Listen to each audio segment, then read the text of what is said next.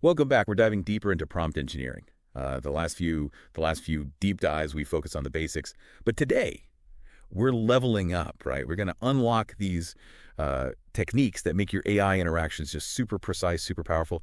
It's almost like giving the AI a cheat sheet and a roadmap, at the same time. Yeah, that's a really good way to put it. I mean, you're really adding the whole new level of control and sophistication to your prompting when you use these techniques. Yeah, and the two techniques we're focusing on are really game changers: few shot prompting and chain of thought prompting. Mhm. And they're especially powerful when you need the AI to do something really complex, or if you're looking for a very specific output. For sure. It's like, tapping into the AI's ability to learn and reason, right? You're moving past just basic instructions. You're Yeah. you're kind of guiding its whole thinking process. Yeah. Let's start with few shot prompting. Imagine you want the AI to write thank you notes. So instead of just saying, write a thank you note, you actually give a few examples, like, some of your own past thank you notes. And the cool thing is those examples, they basically become like a blueprint. Right. The AI can analyze them and pick up on your style, your tone, even those subtle nuances in how you write. Right. It's like showing the AI, this is what I mean. This is the level of warmth, the personalization, that I'm going for. And according to what we've been looking at, this is really great for keeping a consistent brand voice, across product descriptions or social media posts, that kind of thing. Makes sense, right? I mean, instead of just kind of throwing the AI out there and hoping for the best, you're really setting it up for success, from the get-go. You're giving it these clear examples to learn from. It's almost like you're training it to be like an extension of your brand's voice. Yeah, it's really interesting. George Tome, in his book Generative AI Professional Prompt Engineering Guide, he really highlights how valuable this is. Few shot prompting, especially when the task requires a specific format or a certain tone. Like, it's almost like ensuring brand consistency, but at scale. Absolutely. If maintaining that consistent style is critical, this is a game changer. Now let's switch gears a bit. Let's talk about chain of thought prompting. This is all about guiding the AI through a step-by-step process. Like you would if you were solving a problem yourself. Right, right. Like when you're working on a tough math problem or something. Yeah. You don't just jump to the answer. You show your work, right? You break the problem down into these smaller, more logical steps. Yeah, exactly. And when we talk about AI, chain of thought prompting it's kind of like encouraging the AI to think out loud. Like Right. it reveals its thought process as it figures out the solution. And this is so useful when you're dealing with complex stuff where transparency is really Yeah. important, where you need to understand like how the AI is actually getting to its answer. The example we have about reducing manufacturing costs, it really shows this idea. So instead of just asking, like, how can we reduce costs, you break it down. So you might prompt the AI to, first identify those major cost drivers and then analyze each one. Then maybe suggest ways to reduce them, and finally, like, rank those suggestions, by how impactful they are, how feasible they are. And the really cool thing here is by making the AI go through these steps, you're guaranteeing a much deeper analysis. It's not just about getting an answer. It's about really understanding like why that's the answer, the logic behind it. And that transparency, that can be a game changer when it comes to trusting the AI's output, right? Yeah. Imagine needing the AI to justify like a big business decision. Yeah. Well, with chain of thought prompting, you get that clear step-by-step reasoning. It's almost like a built-in audit trail. It's exactly. And Tom, in chapter 4 of his guide, he dives into chain of thought prompting. Yeah. He really emphasizes how effective it is, especially for these kinds of intricate reasoning tasks. Okay, so now here's where things get really interesting. Oh. What happens when you combine few shot and chain of thought prompting? Hmm. You're bringing the best of both worlds together. That's the real power move right there. I like that. It's like, imagine you're teaching someone how to bake a cake. Mm-hmm. You would give them a detailed recipe, right? That's like Yeah. the chain of thought prompting. It's that step-by-step guide. But then you might also show them a picture of a perfectly baked cake, as inspiration. And that's kind of like the few shot element. Yeah.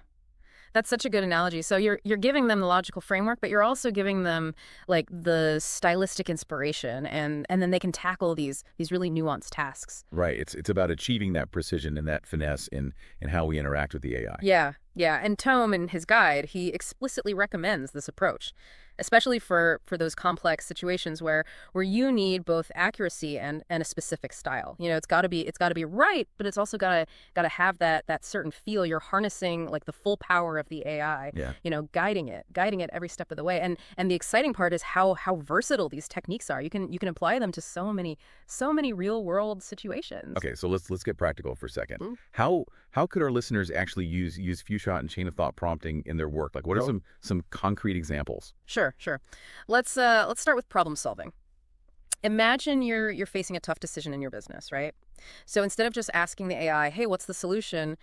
Chain of thought prompting lets you guide it through this structured analysis. Oh, I see. So instead of like just saying, should we launch this new product or not, we could break it down. We could have the AI look at market trends first, then maybe assess the competition, and then finally, weigh the potential risks and rewards. Exactly. It's almost like having a built-in consultant, right? But it walks you through each step of the decision-making process. And the best part is you can customize those steps to fit your specific needs. Yeah, and it's amazing how this doesn't just help you make a more informed decision, but you also get that clear rationale for the decision. You understand why you're doing what you're doing. Yeah, absolutely.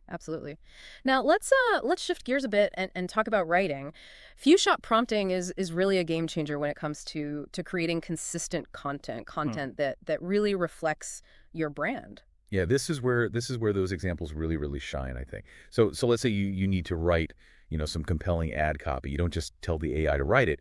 You give it a few examples of your past campaigns, the ones that really worked well. Right. And the AI can analyze those examples, figure out your brand's tone, the style, and then generate new copy that just fits seamlessly with all your existing marketing materials. So it's not just about generating words. It's about capturing that essence of your brand voice, making sure everything is consistent across all your content. Exactly.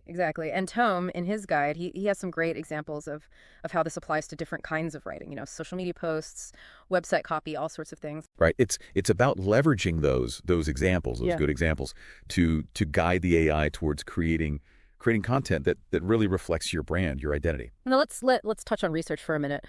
Both few shot and chain of thought prompting can be super powerful tools when it comes to analyzing information, extracting those key insights. Right, because research, a lot of times it involves going through tons and tons of data. So with few shot prompting, we can actually train the AI to identify those key trends and patterns by giving it examples of good research summaries, good analyses. Yeah, that's right. And then, you can use chain of thought prompting to guide the AI through a step-by-step process of actually evaluating those trends, maybe comparing them to historical data or assessing their potential impact. It's almost like having this super-powered research assistant, but it doesn't just, gather information.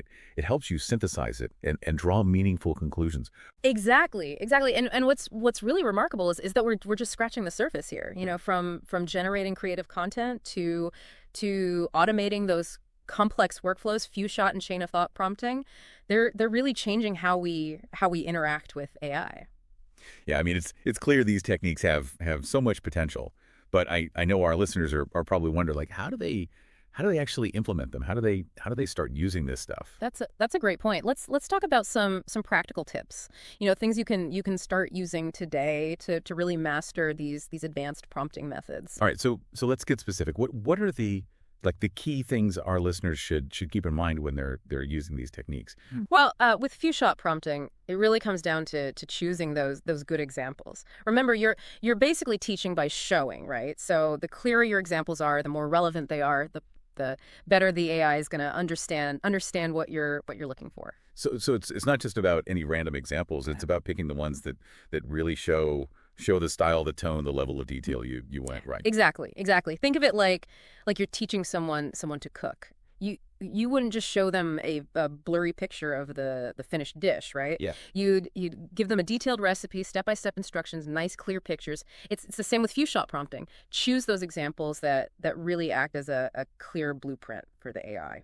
That makes a lot of sense. So for people who are new to this, what would you say is the biggest mistake they should avoid? I think that the most common mistake is not being specific enough with the examples. If your examples are too vague or if they're inconsistent, then the AI doesn't doesn't really have a clear understanding of what you expect. And the output, it's probably going to be all over the place. So it's really about taking that extra time to pick those examples carefully, to really curate them. Exactly. Now, with chain of thought prompting, the key is to break those complex tasks down into smaller steps. It's like you're creating a roadmap for the AI to follow. You're guiding it through that reasoning process. Oh, that roadmap analogy is perfect. Yeah. It's like we're saying, hey, AI, don't just jump to the answer. Show me your work. Walk me through how you got there. Exactly.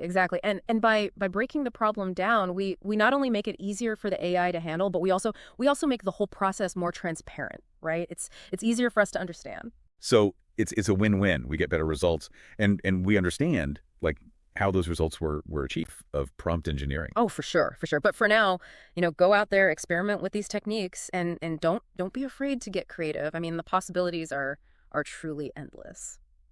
That's it for this week's deep dive into few-shot and chain of thought prompting. Thank you so much for joining us. We'll be back next week with another exciting exploration of the AI world. Until then, keep learning, keep experimenting, and as always, keep pushing those boundaries of what's possible with AI.